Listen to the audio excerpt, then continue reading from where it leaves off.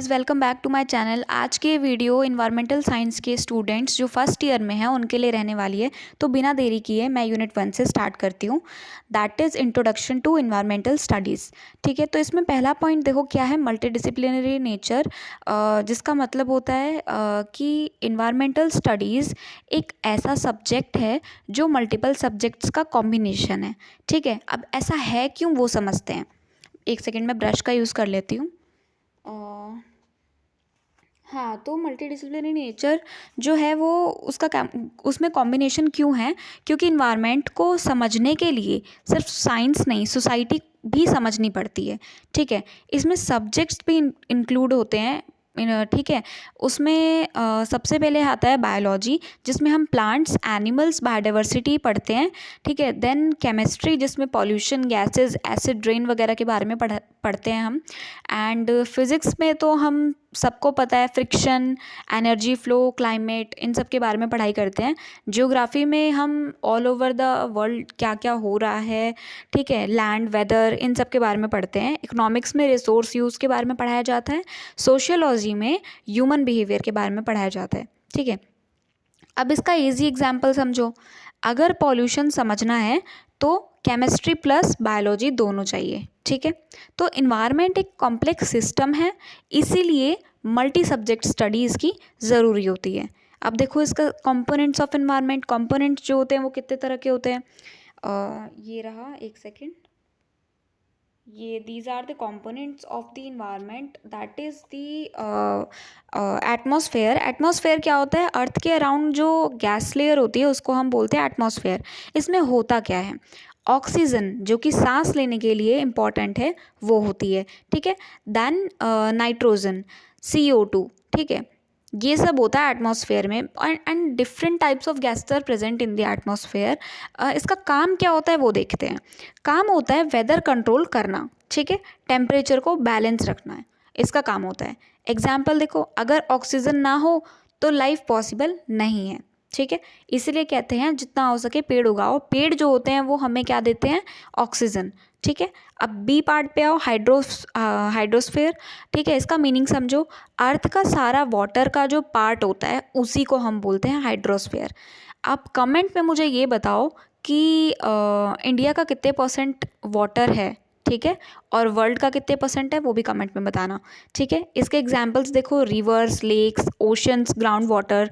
ठीक है, ये सब जो होते हैं नदियाँ, तालाब वगैरह, ठीक है, झील वगैरह, इन सबको हम हाइड्रोस्फेयर में इंक्लूड कर सकते हैं। इसकी इंपॉर्टेंस देखो क्या है, सबको पता है यार। देखो, ये तो किसी को बताने वाली बात ही नहीं है कि पानी अगर नहीं होगा तो जो हमारी बेसिक नीड ऑफ लाइफ है, अगर वही नहीं होगी तो हम बिना पानी पिए तो रह नहीं सकते।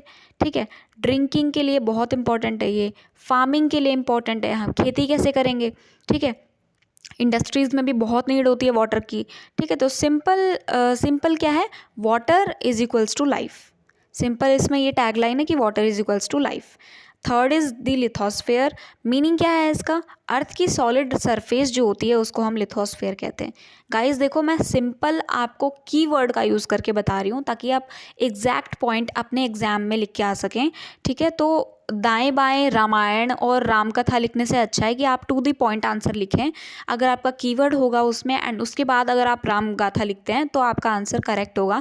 बट आपको अगर कुछ नहीं आता है उस क्वेश्चन में और आप कुछ भी लिख के आ रहे हैं जो उस पॉइंट से रिलेटेड नहीं है और आपका कीवर्ड उसमें प्रेजेंट नहीं है आंसर में, तो आपका आंसर वो रॉन्ग कर देते हैं। ठीक है, अब इसके एग्जाम्पल देखो ज़रा, सॉइल, रॉक्स, मिनरल्स। ठीक है, इसकी इंपॉर्टेंस देखो, फार्मिंग पॉसिबल होती है इसकी वजह से। ठीक है, मिनरल्स मिलते हैं लिथोस्फेयर की वजह से, that is coal and iron.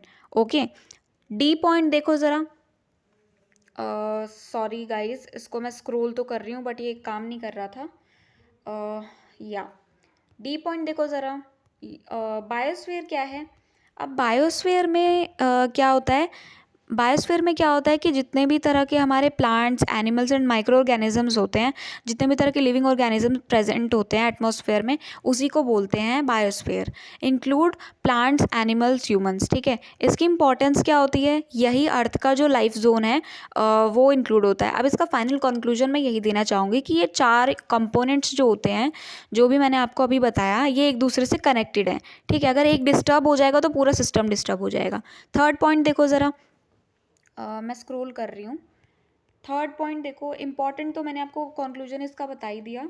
Scope of environmental studies, इसके स्कोप देखो ज़रा, मेजर एरियाज जो इसमें बताया है, that is pollution control.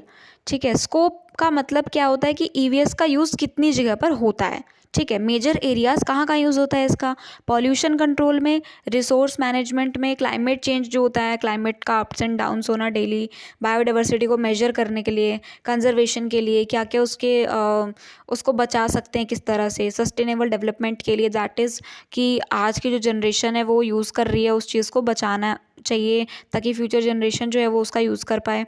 Fields जहाँ यूज़ होता है ये, वो क्या क्या है, agriculture, industry, government and urban planning. ठीक है, अब इसकी सिंपल जो लाइन है वो मैं यही देना चाहूँगी कि ईवीएस हर फील्ड में यूज़ होता है बेसिकली। ठीक है, ईवीएस का मतलब ही क्या है, इन्वायरमेंटल साइंस, यानी कि इन्वायरमेंट से रिलेटेड है ये। तो जहाँ जहाँ इन्वायरमेंट का नाम आएगा वहाँ वहाँ ईवीएस का फील्ड काम आएगा। ठीक है, अब आ जाओ फोर्थ वाले पॉइंट पे, that is importance of environmental studies. अब ये पूछ रहा है कि ईवीएस ज़रूरी क्यों है, क्यों ये इम्पॉर्टेंट है। अब देखो गाइस, ये तो बहुत ही आसान बात है कि इन्वायरमेंट ही नहीं होगा तो जितने भी रिसोर्सेज हैं, खुद ही दिमाग लगाओ, आँख बंद करके सोचो कि एक एक टाइम पे अगर इन्वायरमेंट नहीं होगा तो जो रिसोर्सेज हैं वो क्या है, फिनिश हो जाएंगे। हमें पेड़ों से छाया नहीं मिलेगी। ठीक है, पेड़ नहीं होंगे तो वो हमें ऑक्सीजन नहीं मिलेगा, कोई ह्यूमन बींग जिंदा नहीं रह पाएगा। ठीक है, तो वो चीज़ सोचो। अब इसके पॉइंट्स क्या है, इन्वायरमेंट के बारे में अवेयरनेस देना। ठीक है, नेचुरल रिसोर्सेज बचाता है ये ईवीएस। ठीक है, पॉल्यूशन कंट्रोल करता है, सबसे मेजर जो यहाँ पे लाइन है दैट इज़ पॉल्यूशन। अगर जो हमारा जो इन्वायरमेंट है वो नहीं रहेगा तो पॉल्यूशन बढ़ेगा। पॉल्यूशन की वजह से मेन बेसिक जो नीड्स है ना हमारी, वही हम पूरी नहीं कर पाएंगे अगर इन्वायरमेंट नहीं रहेगा तो। हेल्दी लाइफ भी जो है वो किसकी वजह से है, इन्वायरमेंट की वजह से। अब रियल लाइफ एग्जांपल देखो, क्लीन एयर होगी तभी हमारे हेल्दी लंग्स होंगे, क्लीन वाटर होगा तभी हम डिजीज़ फ्री लाइफ जी पाएंगे। ठीक है, तो इंपॉर्टेंट लाइन इसमें यही मैं देना चाहूँगी कि without environment there is no life. ठीक है, अब फिफ्थ वाले पॉइंट पे आओ, कंसेप्ट ऑफ सस्टेनेबिलिटी। ये नीचे है, मैं स्क्रॉल कर रही हूँ। हाँ, कंसेप्ट ऑफ सस्टेनेबिलिटी का मतलब है कि रिसोर्सेज का यूज़ ऐसे करो कि फ्यूचर के लिए भी बचे रहेंगे। ठीक है, कि आज ऐसा नहीं है कि अगर हमारे पास 5 लीटर पानी है तो हम उन पाँचों के बदले हम 10 लीटर का पानी यूज़ कर रहे हैं। ठीक है, बल्कि हमें क्या करना चाहिए, अगर हमें नीड है 2.5 लीटर की तो हमें उतना यूज़ करके बाकी का पानी जो है बचा के रखना चाहिए, जो कि फ्यूचर जनरेशन के लिए काम आ जाए। अब सिंपल क्या है इसमें, सिंपल यही इसका कंसेप्ट है कि ज़्यादा यूज़ नहीं करना चाहिए, वाइजली यूज़ करना चाहिए हमें रिसोर्सेज का। इसके एग्जांपल देखो ज़रा, वाटर सेव करेंगे तो वाटर सेव करना। ठीक है, ट्रीज़ लगाएंगे, सोलर एनर्जी का यूज़ करेंगे तो क्या होगा, प्रॉब्लम नहीं होगा। ठीक है, ओवर यूज़ करेंगे तो रिसोर्सेज ख़त्म हो जाएंगे, यूज़ ही नहीं कर पाएंगे, फिर बचेंगे ही नहीं। तो अब सिक्स वाले पॉइंट पे आओ, इसी से रिलेटेड है, दैट इज़ सस्टेनेबल डेवलपमेंट। ठीक है, इसमें क्या है कि sustainable development means fulfilling the needs of the present generation without harming the ability of future generation to meet their own needs. यही बात है कि आज की नीड्स फुलफिल करो बिना फ्यूचर जनरेशन को डैमेज किए। ठीक है, 3 पिलर्स होते हैं इसके, that is economic growth, social development, environmental protection. अब एग्जाम्पल पे देखो ज़रा, एग्जाम्पल में क्या है, solar energy, pollution free industries. ठीक है, ये इसके एग्जाम्पल हो जाएंगे। की पॉइंट देखो ज़रा, बैलेंस मेंटेन करना सबसे इम्पॉर्टेंट है। अगर बैलेंस नहीं होगा, हम ज़्यादा रिसोर्सेज का यूज़ करेंगे तो फ्यूचर में सारे रिसोर्सेज ख़त्म हो जाएंगे, हमें वाइजली यूज़ करना है। अब आ जाओ सेवन्थ वाले पॉइंट पे, दैट इज़ एग्जाम्पल देखो गाइज, मैंने दे दिए आपको, use of solar energy, pollution free industries, balance is the key to sustainable development, ये मैंने आपको बता ही दिया है। सेवन्थ वाले पॉइंट पे आओ, ब्रीफ हिस्ट्री ऑफ एनवायरमेंटलिज्म। ठीक है, ये वाला पॉइंट देखते हैं ज़रा। इसमें क्या है कि कैसे अवेयरनेस डेवलप हुई, ठीक है, हमारे अंदर जो अवेयरनेस है वो कैसे डेवलप हुई, इसकी टाइमलाइन थी। अब उसको ध्यान से समझना। पहला क्या था, industrial revolution. 18th to 19th century में इंडस्ट्री स्टार्ट हुई, ठीक है। पॉल्यूशन बढ़ा 20th सेंचुरी में। लोग अवेयर होने लगे 1970s तक, ठीक है। जब 1970s तक 70s आ गया तो लोग जो है अवेयर होने लगे, इन्वायरमेंटल मूवमेंट स्टार्ट हुए। प्रेजेंट टाइम में क्या हुआ, ग्लोबल इश्यूज बन गया ये, क्लाइमेट चेंज, ठीक है। तो इसका जो इन्वायरमेंट इसका जो इम्पोर्टेंट डेवलपमेंट्स है वो क्या है कि इन्वायरमेंटल लॉज बने, एनजीओज एक्टिव हुए, इंटरनेशनल एग्रीमेंट्स आए। इससे क्या फ़ायदा हुआ कि लोगों के मन में ना अवेयरनेस बढ़ी इन्वायरमेंट के बारे में। अब फॉर एग्ज़ाम्पल जो एजुकेटेड नहीं है उसको भी पता है वैसे तो कि इन्वायरमेंट जो है उसको बचाना है, बट कुछ हद तक ही उसको पता होता है। इवन जो एजुकेटेड पीपल होते हैं उनको भी पता होता है, लेकिन कुछ लिमिट तक ही उनको पता होता है। बट अगर अवेयरनेस फैलाई जाए तो लोगों को ये पता चलेगा कि इन्वायरमेंट क्यों हमारे लिए ज़रूरी है। वैसे तो कई को पता होता है, बट फिर भी कुछ लोग हैं जैसे फॉर एग्ज़ाम्पल हाइजीन का ध्यान नहीं रखते लोग बिल्कुल भी, बाहर ही खुले में शौच करते हैं, ठीक है। अभी भी इवन सबके घर में जो है वो टॉयलेट्स बने हुए हैं, गवर्नमेंट ने बहुत किया है, बट फिर भी लोग जो है हाइजीन का ध्यान बिल्कुल नहीं रखते और क्लीनलीनेस का ध्यान बिल्कुल नहीं रखते। तो उसके बारे में अवेयरनेस फैलाना बहुत ज़रूरी है ताकि लोगों के दिमाग में ये फिट हो जाए कि अगर हम गंदा करेंगे तो हमारी ही कंट्री का नुकसान है उसमें, ठीक है। अब यहाँ पे जो है तुम्हारी 1 यूनिट ख़त्म होती है, यूनिट 1। अब मैं सेकंड यूनिट से स्टार्ट करूँगी। मैं शॉर्ट में जितना हो सके वीडियो को शॉर्ट करने की कोशिश करूँगी, क्योंकि एग्ज़ाम टाइम पे बहुत नेसेसरी है कि एक शॉर्ट वीडियो में तुम्हें सब समझ में आ जाए, ताकि हर जगह से जो टॉपिक्स हैं वो कवर हो जाएँ, और अगर कोई सा भी क्वेश्चन आए तो उसको तुम लिख सको आसानी से, ठीक है। तो अब आ जाओ सेकेंड यूनिट पे, दैट इज़ इकोसिस्टम। अब सबसे पहले हम कंसेप्ट समझते हैं कि इकोसिस्टम होता क्या है, ठीक है। सिंपल डेफिनेशन इसके यही है कि इकोसिस्टम एक ऐसा सिस्टम है जहाँ लिविंग यानी कि बायोटिक और प्लस में नॉन लिविंग यानी कि एबायोटिक कंपोनेंट्स एक दूसरे के साथ इंटरैक्ट करते हैं। इजी एग्जांपल देखो इसका, एक पॉन्ड हो गया, ठीक है, तालाब यानी कि, एक हो गया वाटर, क्या हो गया, एबायोटिक हो गया, ठीक है, लिविंग नहीं है। प्लांट्स हो गया, प्लांट्स क्या होते हैं, बायोटिक हो गया, प्लांट्स जो हैं वो लिविंग होते हैं। फिश बायोटिक हो गई, लिविंग होते हैं। और बैक्टीरिया ये भी बायोटिक होते हैं, लिविंग होते हैं। की आइडिया इसका यही है कि सब एक दूसरे पर डिपेंड होते हैं, ठीक है। तो इससे क्या होता है, बैलेंस मेंटेन होता है। अब नीचे आ जाओ ज़रा, स्ट्रक्चर ऑफ इकोसिस्टम। स्ट्रक्चर देखो ज़रा, इकोसिस्टम का 2 पार्ट में डिवाइड होता है, दैट इज़ बायोटिक कंपोनेंट जो जिसको हम लिविंग बोलते हैं। मैंने अभी पढ़ाया था, अगर कंपनी लॉ पढ़ी होगी तो वहाँ पे प्रोड्यूसर कंपनी के बारे में आपने पढ़ा होगा। तो वहाँ पे खेत, मैंने आपको दिलवाले दुल्हनिया ले जाएंगे का सीन आपको दिखाया था, जहाँ पे शाहरुख एंड काजोल खेत में खड़े होते हैं, दैट इज़ द सरसों का खेत। और मैंने आपको समझाया था कि प्रोड्यूसर कंपनी क्या होती है। तो कमेंट में बताना अगर आप लोगों को समझ में नहीं आया तो मैं आपको समझा दूंगी, और अगर आपको PDF चाहिए हो तो वो भी भेज दूंगी, ठीक है, डिस्क्रिप्शन में। अब प्रोड्यूसर कंपनी के बारे में सॉरी गाइस, प्रोड्यूसर्स के बारे में पढ़ते हैं। ऑटोट्रॉफ जो जिसको हम बोलते हैं, जो अपना फूड खुद बनाते हैं उनको हम ऑटोट्रॉफ बोलते हैं। अब देखो गाइस, नाम से यहाँ पे पता चल रहा है, ऑटो का मीन्स होता है खुद से, ठीक है। ऑटो का मीन होता है खुद से, वो वाला ऑटो नहीं, रिक्शा ऑटो वाला। ऑटो का मतलब होता है खुद से। ये अपना फूड खुद बनाते हैं सनलाइट का यूज़ करके, जिसको हम बोलते हैं फोटोसिंथेसिस। आप लोगों ने 6th 7th 8th में पढ़ा होगा, ठीक है। एग्जाम्पल देखो इसका, ग्रीन प्लांट्स जैसे कि एल्गी हो गया। इंपॉर्टेंट क्या है, ये इकोसिस्टम का बेस होता है। अगर प्रोड्यूसर्स नहीं होंगे तो लाइफ जो है पॉसिबल नहीं होगी। अब आ जाओ सेकंड वाले पॉइंट पे, दैट इज़ द कंज्यूमर्स। एक सेकेंड, ये थोड़ा सा, हाँ ठीक है। कंज्यूमर्स हेटरोट्रॉफ्स को हम बोलते हैं, ये अपना फूड जो है खुद बना सकते हैं और दूसरों पर डिपेंडेंट होते नहीं होते ये। सॉरी गाइज, थोड़ी कन्फ्यूजन हो गई। हेटरोट्रॉफ्स का मीनिंग होता है ये अपना फूड खुद नहीं बना सकते। ऑटोट्रॉफ अपना खाना खुद बना सकते हैं और वो दूसरों पर डिपेंडेंट नहीं होते। और हेटरोट्रॉफ जो होते हैं वो अपना खाना खुद नहीं बना सकते, उन्हें दूसरों पर डिपेंडेंट होना पड़ता है, ठीक है।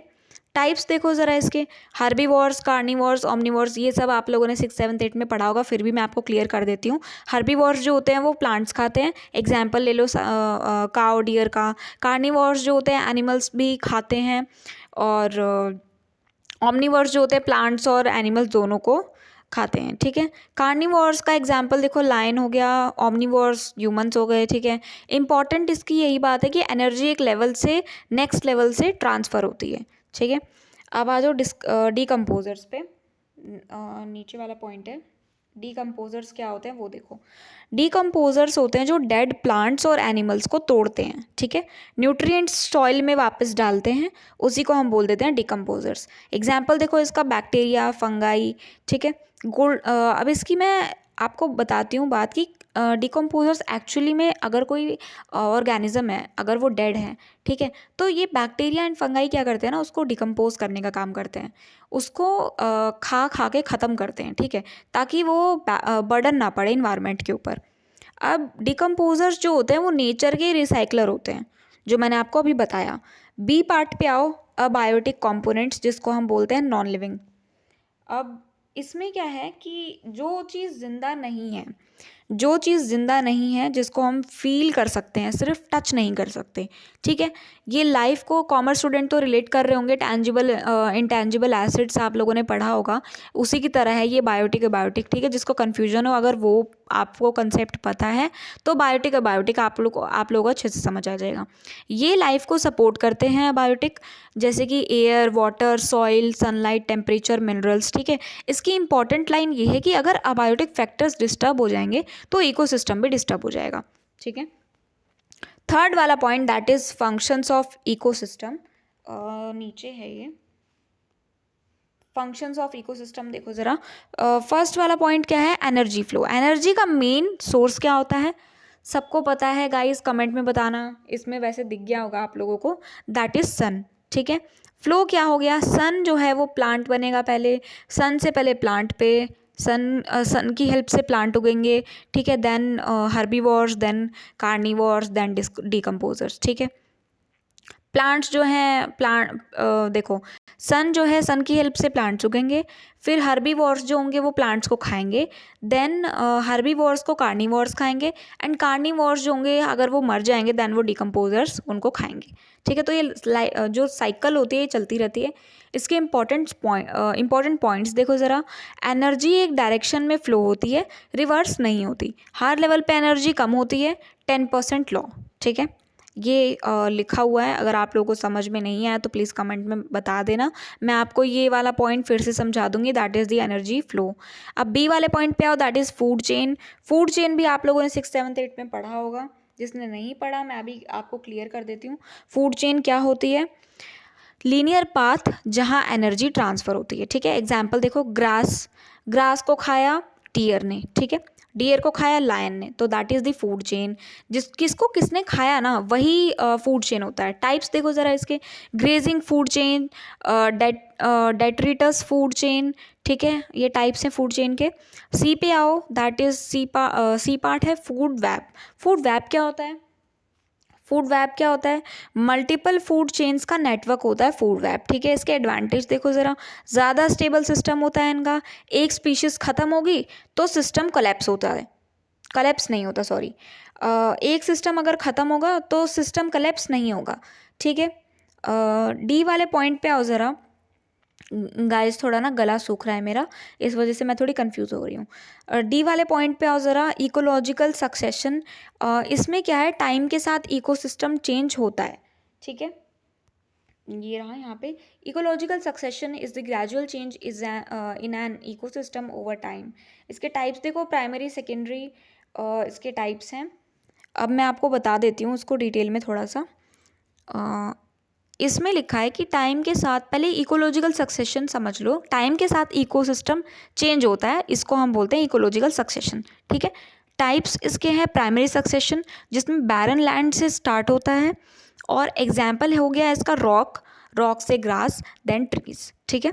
सेकेंडरी सक्सेशन में होता है ऑलरेडी एग्जिस्टिंग एरिया में चेंज होना। एग्जाम्पल देखो ज़रा इसके, फॉरेस्ट फायर के बाद रीग्रोथ हो जाना है, ठीक है। फाइनल स्टेज जो होता है इसका क्या होता है, क्लाइमेक्स कम्युनिटी हो जाती है। ई वाला पॉइंट इसमें आ जाएगा bio geochemical cycles, that is कि न्यूट्रिएंट्स, नेचर में न्यूट्रिएंट्स जो होते हैं वो रिसाइकल होते हैं। और इसकी इम्पॉर्टेंट साइकिल्स मैं आपको डायग्राम बता दूंगी अगर कमेंट में बोलोगे तो। कार्बन साइकिल जो होता है CO2, then plants, then animals, then atmosphere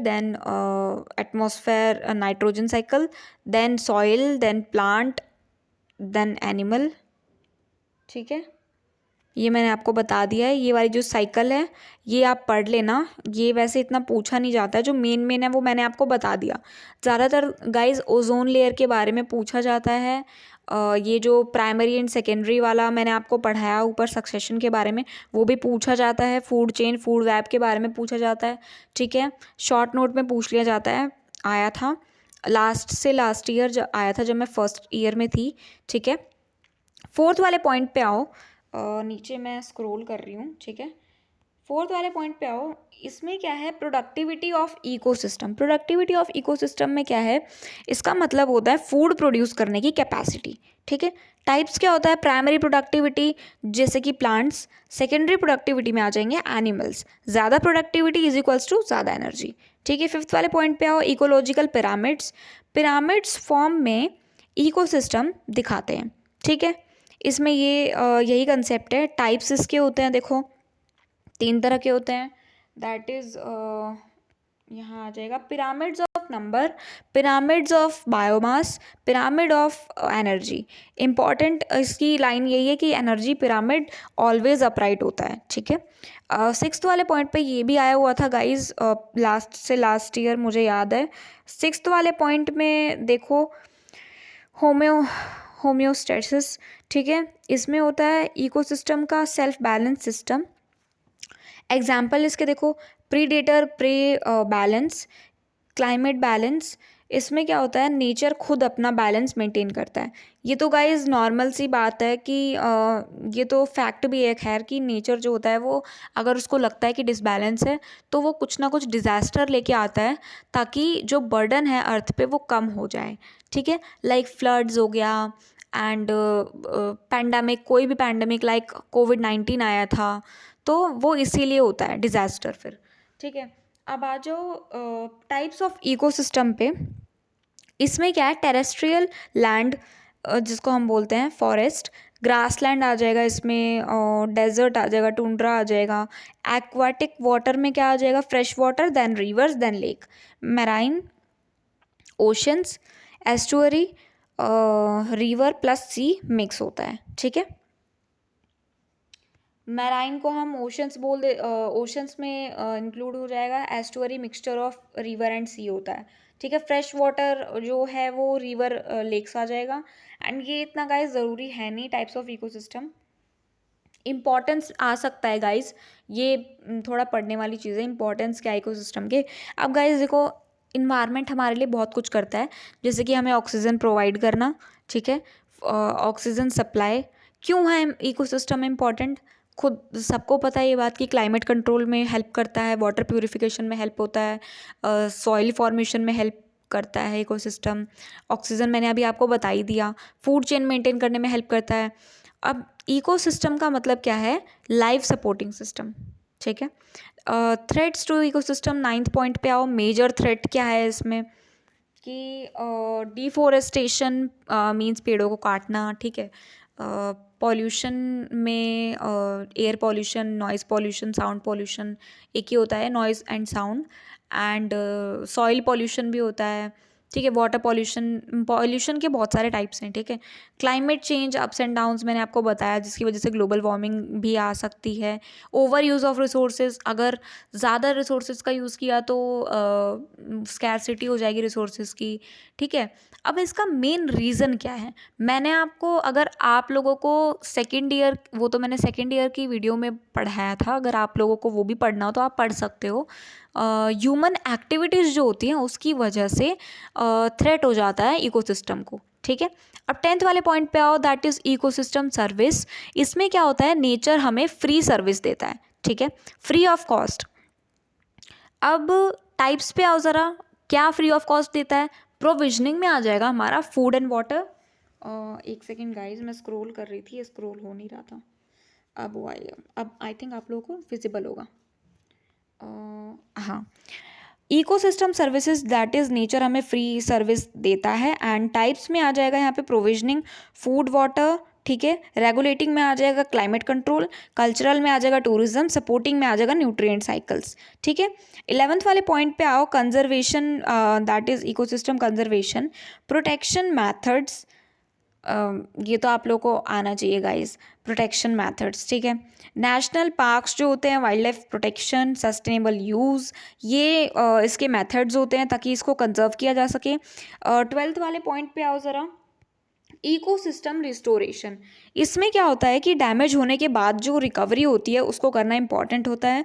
इसके मेथड्स क्या क्या हो जाते हैं, tree plantation, wetland recovery, soil improvement, ठीक है। ये इसके गाइस, अगर आप लोगों को डिटेल में वीडियो चाहिए तो प्लीज़ मुझे कमेंट में बता देना, और स्पेसिफिक जो भी आपको समझ में नहीं आए प्लीज़ मुझे कमेंट में बता देना। मैं कोशिश करूँगी कि आप लोगों के कमेंट का आंसर दे पाऊँ, एंड मैं हमेशा देती हूँ, जो भी मुझे कमेंट करता है मैं उन सबके कमेंट का आंसर ज़रूर करती हूँ। तो प्लीज़ गाइज़, अगर आप लोगों को वीडियो पसंद आई हो तो प्लीज़ मुझे सपोर्ट करें, और आप लोग अपना प्यार दिखाएं मुझे, प्लीज़ गाइज़, मुझे सपोर्ट की बहुत ज़रूरत है, क्योंकि मैंने न्यू चैनल आप लोगों के लिए स्टार्ट किया।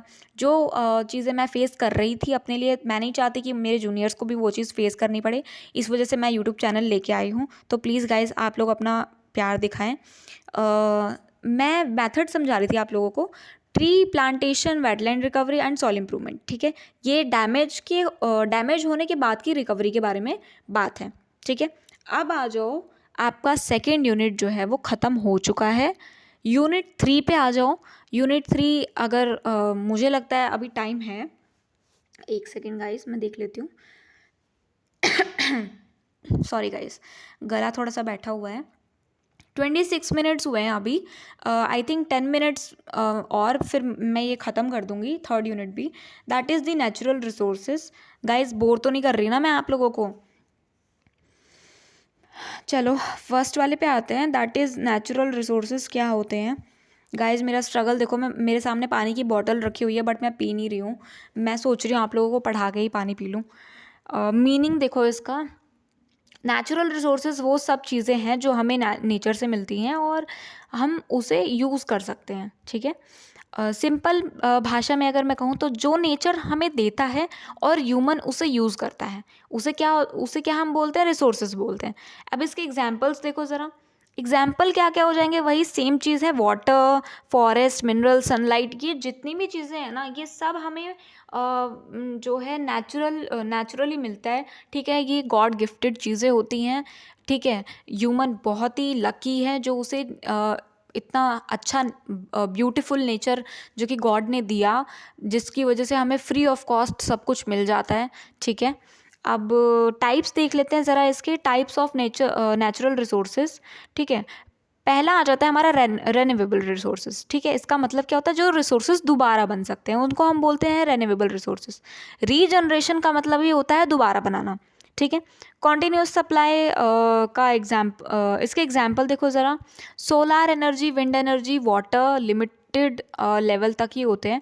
प्रॉब्लम इसमें क्या फेस करनी पड़ती है, एक सेकेंड, प्रॉब्लम इसमें क्या फेस करनी पड़ती है कि ये भी ख़त्म हो सकते हैं, ठीक है। ज़्यादा यूज़ करने पर ये भी ख़त्म हो जाएंगे। अगर हर चीज़ की एक लिमिट होती है गाइस, लिमिट में जो चीज़ यूज़ करनी होती है अगर हम वो करें तो फ्यूचर जनरेशन के लिए भी हम बचा सकते हैं।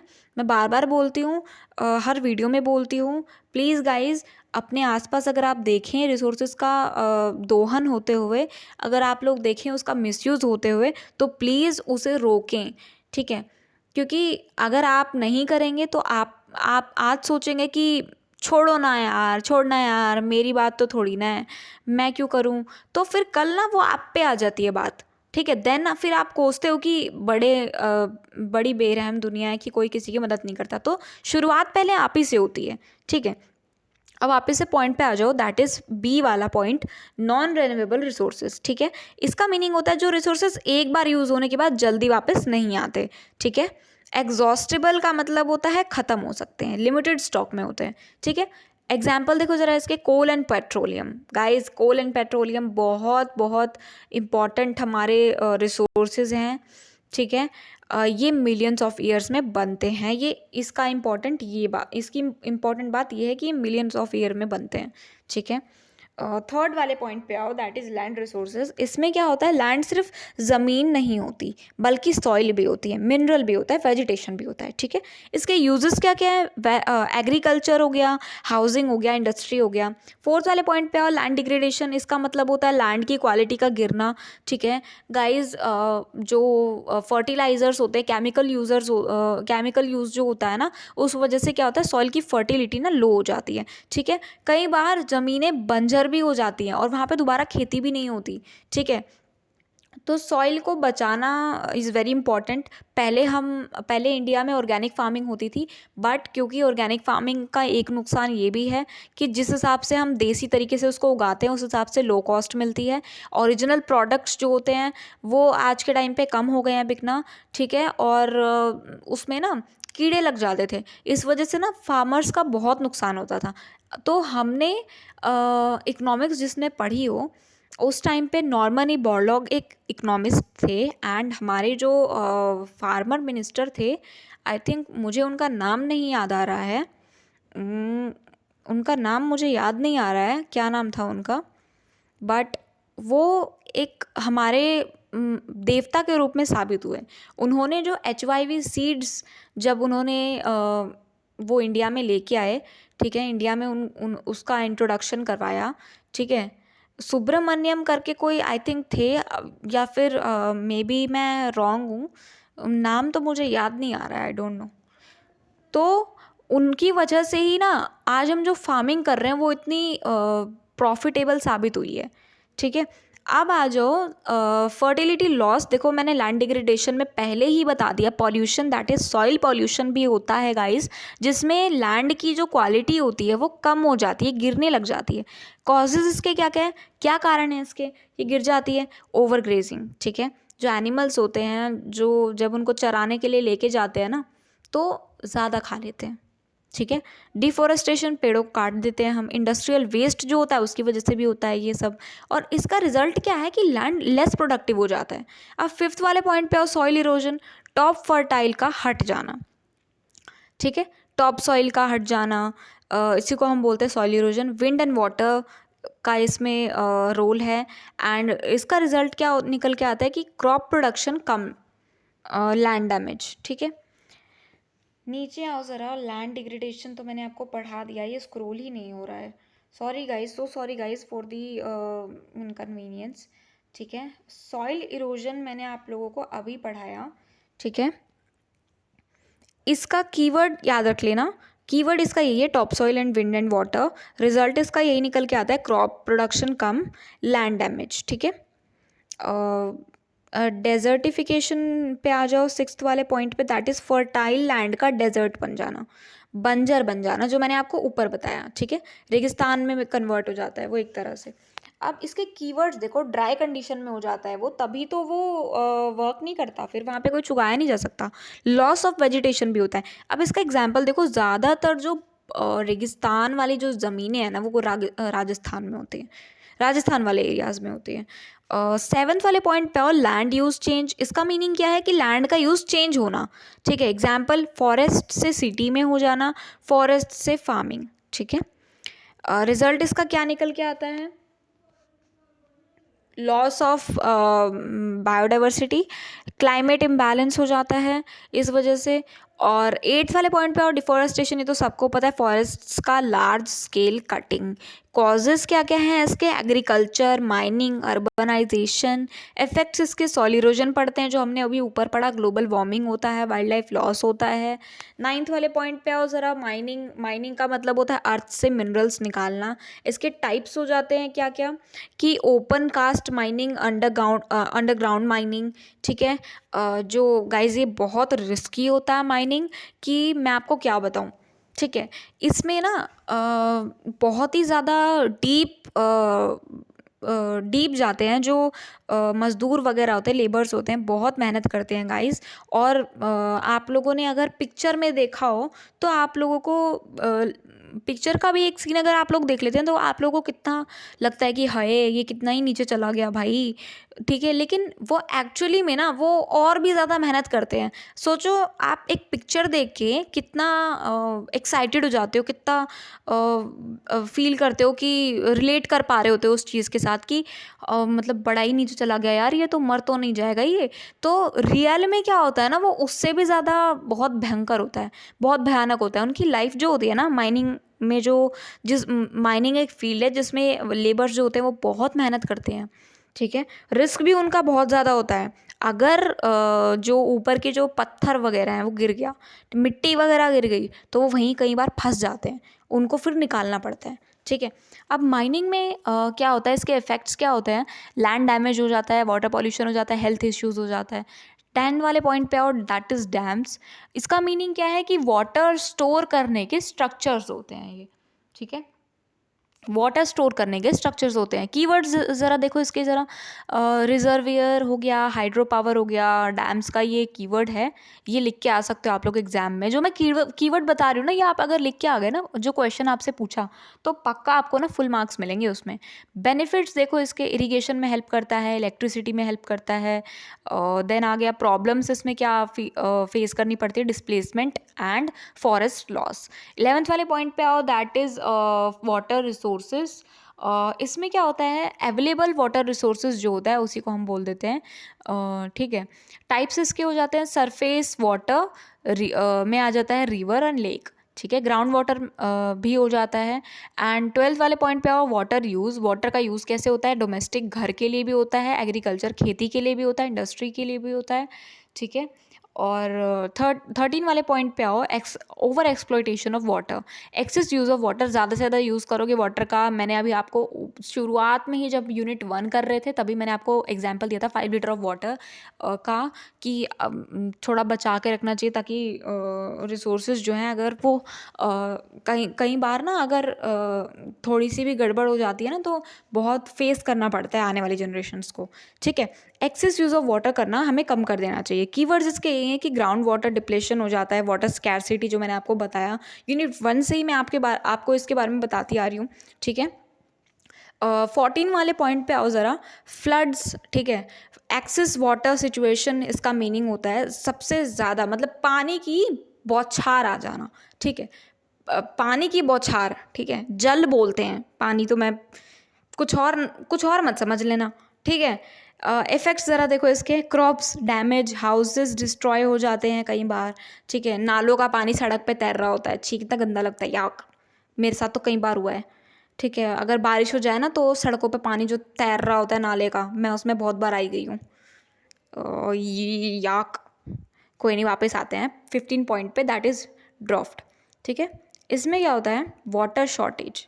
अब पिछले में तो इतनी बरसात हो रही थी, इतने मतलब जल तैर रहा था, लेकिन यहाँ पे तो बिल्कुल ही सूखा पड़ गया, सूखा ही पड़ा हुआ है, ठीक है। छिछोरे मूवी में वो सीन देखा होगा ना जिसमें वो बोलता है एसिड का दोस्त, एसिड का जो दोस्त होता है वो बोलता है सूखा पड़ा है, ठीक है, बॉयज़ हॉस्टल में गर्ल्स का, ठीक है। तो वही वाली बात है, वाटर शॉर्टेज। गाइज एग्जाम्पल दे रही थी सिर्फ मजाक में, सीरियस मत लिख के मत आ जाना एग्जाम में तुम लोग, छिछोरे मूवी का एग्जाम्पल सूखा पड़ा है, ठीक है। इफेक्ट्स देखो ज़रा इसके, क्रॉप फेलियर हो जाता है, फूड शॉर्टेज हो जाता है, ठीक है। 16th वाले पॉइंट पे आओ, दैट इज़ ये स्क्रॉल क्यों नहीं हो रहा है, हाँ 16 वाले पॉइंट पे आओ, वाटर कन्फ्लिक्ट्स, ठीक है। इसमें क्या होता है, वाटर के लिए डिस्प्यूट्स जिसको हम बोलते हैं, लड़ाई झगड़ा हो जाता है, कभी कभी स्टेट्स के बीच में फाइट्स हो जाती हैं इस चीज़ों को लेके कि ये तो हमारे स्टेट का था। कई बार ना गाइज एक रिवर है, आई डोंट नो उसका नाम मुझे याद नहीं आ रहा, बट केरला एंड कर्नाटका के बीच में लड़ाई थी एंड वो कर्नाटका के कुर्ग डिस्ट्रिक्ट से निकलती है, मुझे याद नहीं आ रहा है उसका नाम क्या था, कावेरी है, आई डोंट नो, कावेरी है मे बी, शायद यही थी आई थिंक, अगर मैं गलत हूँ गाइस तो प्लीज़ गूगल कर लेना, ये मत समझना कि मेरा जीके बिल्कुल ही ज़ीरो है, कई बार चीज़ें आपको याद नहीं आती हैं, ठीक है। तो कर्नाटका एंड केरला के बीच में वो डिस्प्यूट चल रहा था and Tamil Nadu I don't know बीच में क्यों कूदा, ठीक है। उसका तो कोई रोल ही नहीं था। वो कहते हैं ना, दो लोगों के बीच में आग लगी हो ना तो तीसरा आ जाता है बीच में भड़काने के लिए कि अरे नहीं नहीं नहीं नहीं मैं भी ले लेता हूँ, बट रहा है तो वो ना फिर वो फंसता है। अब आ जाओ, इसमें एग्जाम्पल मैंने दिया था, दैट इज स्टेट्स के बीच में कई बार हो जाता है। हाँ गाइज देखो, यहाँ पे कावेरी लिखा तो हुआ है, कावेरी डिस्प्यूट, मैंने ध्यान नहीं दिया यहाँ पे। मैं एक्चुअली स्पैक्स नहीं लगाए मैंने, तो मुझे थोड़ा सा थोड़ी दिक्कत हो रही है। अब आ जाओ, इसमें 17th वाले पॉइंट पे, that is energy resources. Energy के सोर्सेज रेन्यूएबल होते हैं, जैसे कि सोर्सेज रेन्यूएबल हैं यहाँ पे, जो कि हैं सोलर एनर्जी, विंड एनर्जी, ये सब तो गाइज आप लोगों ने पढ़ा ही होगा। जो मॉडर्न इंडिया है उसमें इन सब का बहुत रोल प्ले है, ठीक है। नॉन रिन्यूएबल में क्या क्या आ जाता है, फॉसिल फ्यूल्स आ जाएंगे यहाँ पे, एंड जिसको हम कोल एंड पेट्रोलियम, यहाँ पे देखो गाइज लिखा भी हुआ है। 18th वाले पॉइंट पे आओ, that is energy crisis. Energy crisis में एक्चुअली क्या है ना, मैं अपने नोट्स से पढ़ा रही हूँ, ठीक है, तो मैं इतना ध्यान नहीं देती इस पर। जो ये डिजिटली है, मैं अपने नोट्स से पढ़ा रही हूँ। मैंने बहुत दिन पहले ये नोट्स आप लोगों के लिए बनाए थे, रात रात भर जाग जाग के, ठीक है, ये सोच के कि आप लोग वेट कर रहे होंगे, पता चले मुझ पे ही भड़क जाओ कि इतना लेट क्यों अपलोड किया। अब 18th वाले पॉइंट पे आओ, दैट इज़ एनर्जी क्राइसिस। इसका मीनिंग होता है डिमांड ज़्यादा है और सप्लाई कम है। इकोनॉमिक्स में आप लोगों ने पढ़ा होगा, ठीक है। रीज़न्स इसके देखो ज़रा, रीज़न्स क्यों होते हैं, ऐसा ऐसा होता क्यों है, डिमांड ज़्यादा सप्लाई कम, क्योंकि ओवर यूज़ हो जाता है, ठीक है, या फिर पॉपुलेशन की ग्रोथ ज़्यादा है, समझ रहे हो, पॉपुलेशन ग्रोथ। अच्छा कमेंट में बताना ज़रा, सबसे ज़्यादा पॉपुलेशन वाला जो स्टेट है वो कौन सा है। 19th वाले पॉइंट पे आओ, ऑल्टरनेटिव एनर्जी, ठीक है, दबा के प्रोडक्शन होता है, ठीक है। 19th वाले पॉइंट पे आओ ज़रा, ऑल्टरनेटिव एनर्जी मीनिंग क्या है इसका, फ्यूचर के सेफ एनर्जी सोर्सेस। कीवर्ड्स इसके देखो ज़रा, इको फ्रेंडली, सस्टेनेबल, इसके कीवर्ड्स हैं। एग्जाम्पल्स सोलार, विंड, ठीक है। रिसोर्सेज कंजर्वेशन में आ जाता है यहाँ पे कि रिसोर्सेज को बचाना। मेथड्स क्या क्या होते हैं, रिड्यूस, रीयूज़ एंड रिसाइकलिंग, ठीक है। ये तो आप लोगों ने 6th-7th में पढ़ा होगा डायग्राम्स के थ्रू, ठीक है। मैं ज़्यादा इस पे जोर दे नहीं रही हूँ, ये सब तो मतलब कॉमन सी बात है, आप लोग आराम से पढ़ लेंगे। 4th यूनिट पे आओ ज़रा, environmental pollution and control. Guys video थोड़ी सी लॉन्ग जा रही है, मैं नहीं चाहती कि मैं आप लोगों को एग्जॉस्ट करके पढ़ाऊँ, क्योंकि लगातार अगर आप पढ़ेंगे तो आप भी बहुत फ्रस्ट्रेट हो जाएंगे कि कितना पका रही है ये, और आप लोग फिर चले जाओगे दूसरे यूट्यूब चैनल पे पढ़ने। तो गाइज़ एक्चुअली में क्या होता है ना, नॉलेज हम लोगों के पास होती है, बट वो जो मस्ती होती है ना बीच में, पढ़ाई के बीच में मस्ती भी होनी बहुत ज़रूरी है, ताकि जो फ्लो है वो बना रहे। लेकिन कई बार बहुत से ऐसे टीचर्स होते हैं जो पढ़ाते ही चले जाते हैं, पढ़ाते ही चले जाते हैं, बोरिंग, ऐसी नींद आने लग जाती है, ठीक है। ईवीएस इतना बुरा सब्जेक्ट है नहीं वैसे, इसमें ना, इसमें थोड़ी सी हंसी मजाक ज़रूरी है। मैं ज़रा टाइम देखो ज़रा क्या हो रहा है, 42 मिनट्स हो गए गाइज़। अगर आप लोगों को एतराज़ ना हो, वैसे मुझे लग रहा है आप लोग ना गुस्से की नज़र से देख रहे होंगे मुझे, तो मैं वीडियो को ज़्यादा लॉन्ग नहीं कर रही हूँ। थोड़ा सा ही है गाइज़, बस ज़्यादा है नहीं इसमें। मैं थोड़ा जल्दी जल्दी करके ख़त्म करवा देती हूँ इसको, ज़्यादा इसमें है नहीं, थोड़ा थोड़ा ही है। हाँ थोड़ा सा ही है, ज़्यादा नहीं है। इन्वायरमेंटल पॉल्यूशन क्या होता है, सबसे पहले ये देख लो, इजी है, 5 मिनट में ख़त्म कर देती हूँ। इन्वायरमेंटल पॉल्यूशन क्या होता है, जिसमें इन्वायरमेंट का गंदा या हार्मफुल हो जाना, ठीक है, उसी को हम बोलते हैं इन्वायरमेंटल पॉल्यूशन। पॉल्यूशन का मतलब क्या होता है, unwanted change. Contamination is equals to harmful substances का मिक्स हो जाना। Pollutants is equals to substances का मिक्स हो जाना। पॉल्यूटेंट्स इज इक्वल्स टू जो पॉल्यूशन क्रिएट करे, ठीक है। 3 जो चीज़ें मैंने आपको कीवर्ड्स बताई है, एग्जाम में पूछी जाती है। Pollution is equals to unwanted change, contamination is equals to harmful substances का मिक्स हो जाना। पॉल्यूटेंट्स का मीनिंग होता है जो पॉल्यूशन क्रिएट करे, ठीक है। एग्जाम्पल देखो, स्मोक से क्या होता है एयर पॉल्यूशन, प्लास्टिक से क्या होता है लैंड पॉल्यूशन। सेकंड इसके टाइप्स देखो, types of pollution, air pollution मैंने आपको डिफरेंट तरह के पॉल्यूशन मैंने आपको बताए थे। एयर पॉल्यूशन गाइस इसमें ये होता है हवा के थ्रू पॉल्यूशन होता है, गैसेस जो रिलीज करते हैं गाइस, वो वाली गैसेस मत समझ लेना जो आपके दिमाग में भी चल रहा है, ठीक है। टाइप्स देखो ज़रा इसके, प्राइमरी पॉल्यूटेंट्स होते हैं डायरेक्टली रिलीज होते हैं, CO2 SO2, ठीक है, पता नहीं क्या क्या होते हैं दुनिया भर के इसमें गैसेस रिलीज होते हैं। कारण इसके व्हीकल्स हो गया, इंडस्ट्री हो गया, फ्यूल बर्निंग हो गया, ठीक है, गाड़ियाँ इतनी चलती हैं कि सांस लेना मुश्किल हो जाता है। इफेक्ट्स इसके यही हैं, ठीक है, ग्लोबल वार्मिंग इसी वजह से आता है, एसिड रेन इसी वजह से होता है। अब आ जाओ वाटर पॉल्यूशन। वाटर पॉल्यूशन तो और ईजी है, पानी के थ्रू कंटामिनेटेड होना, ठीक है। कॉजेज़ के क्या होते हैं, घर का वेस्ट वाटर जो है वो नदियों में बह रहा है, नालियों में बह रहा है, ठीक है, सीवेज जिसको हम बोलते हैं। इंडस्ट्रियल वेस्ट भी हो जाता है कई बार। इफेक्ट्स इसके होते हैं वही water borne diseases, aquatic life damage भी हो जाता है कई बार। थर्ड वाले पॉइंट पे और सॉइल पोल्यूशन, ज़मीन का पॉल्यूटेड हो जाना, ठीक है। कॉजेज इसके मैंने आपको बताया था ऊपर वाले यूनिट में, that is fertiliser and pesticides. Effects इसके सॉइल की फर्टिलिटी कम हो जाती है, फूड कंटामिनेशन हो जाता है। डी वाले पॉइंट पे और noise pollution, unwanted loud sound, मतलब कान के पर्दे फाड़ने वाले वाली आवाज़, ठीक है, जो रात में होती है। मजाक कर रही हूँ। सुबह वाली, अरे जैसे गाड़ियों की आवाज़ नहीं होती इतनी, मतलब लाउड वो कर रहे होते हैं। अब डेसिबल जो है DB, इसकी फुल फॉर्म पूछी जाती है फिल इन द ब्लैंक्स में जो AEC में आता है, ठीक है, साउंड मेजरमेंट का ये होता है DB। इफेक्ट इसके देखो, स्ट्रेस हो जाता है इससे, हियरिंग लॉस हो जाता है, सुनने की दिक्कत होती है, स्लीप डिस्टर्बेंस बहुत ज़्यादा हो जाता है। ई वाले पॉइंट पे हो दैट इज़ थर्मल पॉल्यूशन। इससे क्या होता है, वाटर का टेम्परेचर इंक्रीज हो जाता है और इंडस्ट्रीज़ का गर्म वाटर रिलीज हो जाता है, यही इसका कारण है। इफेक्ट ऑक्सीजन कम हो जाती है, एक्वाटिक लाइफ डिस्टर्ब हो जाती है। एफ वाले पॉइंट पे और न्यूक्लियर पॉल्यूशन, इसमें क्या होता है, रेडिएशन का हार्मफुल इफेक्ट हो जाता है, जो कि फ़ोन से भी होता है, लैपटॉप से, जितने भी हमारे ये जो हम यूज़ कर रहे हैं उससे भी होता है। कीवर्ड्स इसके रेडियो एक्टिव सब्सटेंसेज, इफेक्ट्स इसके पड़ते हैं, कैंसर हो जाता है, जेनेटिक म्यूटेशन भी हो सकता है इससे। कॉजेज ऑफ पॉल्यूशन देखो ज़रा, मेन रीजन्स क्या क्या होता है, अर्बनाइजेशन, इंडस्ट्रियलाइजेशन, पॉपुलेशन ग्रोथ, इसकी वजह से भी हो सकता है। एंड उसके बाद ज़रा आओ इफेक्ट्स ऑफ पॉल्यूशन। इफेक्ट्स क्या क्या पड़ जाते हैं। अब ह्यूमन एक्टिविटी सबसे बड़ा रीज़न है इन सब के लिए, ठीक है। Climate change, ecosystem damage, environmental effect हो जाते हैं इसके। हेल्थ इफेक्ट में आ जाता है अस्थमा, कैंसर, वाटर और डिजीजेस। इकोनॉमिक इफेक्ट में क्या क्या आ जाता है, हेल्थ केयर कॉस्ट बढ़ता है, प्रोडक्टिविटी कम हो जाती है। एयर पॉल्यूशन सबको पता है, हवा के थ्रू, ठीक है। मेथड्स इसके एयर पॉल्यूशन के कंट्रोल के बारे में बात करने जा रहे हैं अब हम। ये गाइस बहुत इंपॉर्टेंट है, ये ध्यान से सुनना। एयर पॉल्यूशन कंट्रोल के मेथड है इलेक्ट्रोस्टैटिक प्रेसिपिटेटर, स्मोक फिल्टर जिसको हम बोलते हैं, कैटालिटिक कन्वर्टर, ठीक है, व्हीकल्स के लिए होता है, clean fuels use, tree plantation. Detail में अगर गाइस वीडियो चाहिए आपको इसके बारे में, एयर पॉल्यूशन कंट्रोल के बारे में and different type of pollution control के बारे में, तो मैं आप लोगों को इसका PDF डिस्क्रिप्शन में डाल दूँगी या कमेंट सेक्शन में डाल दूँगी, वहाँ से आप लोग देख लेना, ठीक है।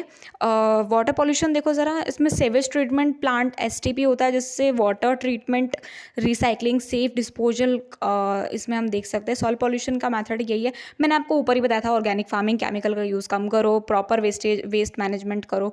नॉइज़ पॉल्यूशन का तो यही एक है कि जिसने स्पीकर बजाया उसका स्पीकर तोड़ के आ जाओ। मजाक कर रही हूँ, स्पीकर नहीं तोड़ना है, स्पीकर उसका उस पर जाके केस ठोक के आओ उसके ऊपर कि हाँ ये स्पीकर बजा रहा था, ठीक है, ऐसे करके रोक सकते हैं। मजाक कर रही हूँ, ऐसा भी नहीं करना है। साउंड प्रूफिंग इसका मेथड है, loud speaker limit, green belts, ठीक है, ये इसके मेथड्स हैं नॉइज़ पॉल्यूशन कंट्रोल को। सॉलिड वेस्ट मैनेजमेंट, ये वेरी इंपॉर्टेंट, ठीक है। सॉलिड वेस्ट को प्रॉपर हैंडल करना, सॉलिड वेस्ट मैनेजमेंट होता है, ठीक है। टाइप्स इसके बायोडिग्रेडेबल, इजीली डिकम्पोज हो जाता है, नॉन बायोडिग्रेडेबल जो डिकम्पोज नहीं होता इजीली। मेथड्स इसके सेग्रीगेशन अलग हो जाता है, अलग करते हैं इसमें चीज़ों को।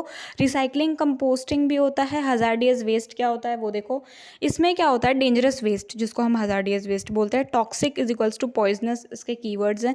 फ्लेमेबल इज इक्वल्स टू जलाने वाला, ठीक है, मतलब जलने वाला, सॉरी। एग्जाम्पल इसके हैं केमिकल, मेडिकल वेस्ट। ई वेस्ट क्या होता है, इलेक्ट्रॉनिक वेस्ट जिसको हम बोलते हैं, मोबाइल, लैपटॉप, जिसकी मैंने आपको बात की थी अभी अभी, ठीक है। प्रॉब्लम इसकी यही है कि टॉक्सिक मेटल रिलीज होते हैं इसमें। पॉल्यूशन कंट्रोल मेथड इसके क्या क्या है, टाइप्स देखो जरा, इसके 3 टाइप्स हैं, legal method, laws, biological method, plant use, chemical method, treatment, ठीक है। 13 वाले पॉइंट पे आओ, इन्वायरमेंटल लॉज। इन्वायरमेंटल लॉज जो है इसमें क्या है, एयर एक्ट 1981 में आया था, 1981 में आया था, वाटर एक्ट 1974 में आया था, इन्वायरमेंटल प्रोटेक्शन एक्ट 1986 में आया था। पर्पज़ इसका ये था कि पॉल्यूशन कंट्रोल करना है और इन्वायरमेंट को प्रोटेक्ट करना है।